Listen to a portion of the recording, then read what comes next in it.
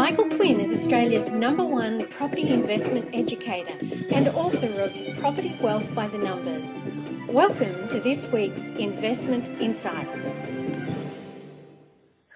If we look at why we need finance, I think there's a really simple answer to that. It's impossible to save ourselves to wealth, especially when we consider that inflation's working against us, halving the buying power of money every 10 to 14 years or so. So therefore, if we're looking to build wealth whilst we have an income and hence an ability to use other people's money or get borrowings to then invest, we need to really look at getting our head around what finance is all about. We're going to use other people's money to buy growth assets. And in the case of property, that money and the cost of that money is now fully tax deductible. So we're now using a big part of our fuel. And of course, our fuel is our time, our income, and our tax.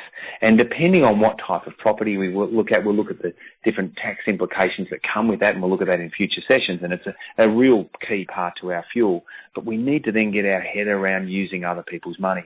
And for many, this can be an issue when we come to borrowing money. Why? Some people have a fear of money and a fear of using other people's money. And that can be broken down into a couple of things.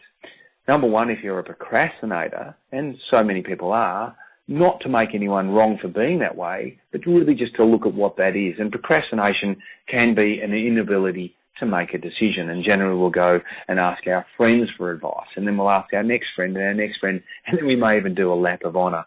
And we just go round and round and round, avoiding making a decision. If that's you, you've really got to bring it back to your goals and your timelines and what you're trying to do, and isolate those concerns and overcome them.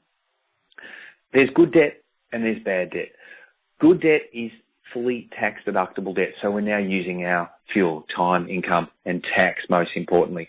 Bad debt is debt that has no tax advantage at all. So that'll be the debt on your own home or personal loans or a car loan or things like that, unless you're in business.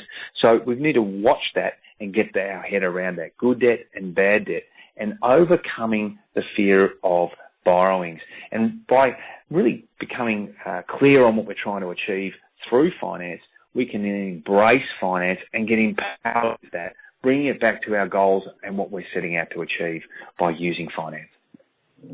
Hope you enjoyed these valuable insights from Michael Quinn. If you don't have his book, Property Wealth by the Numbers, please go to freewealthbook.com.au.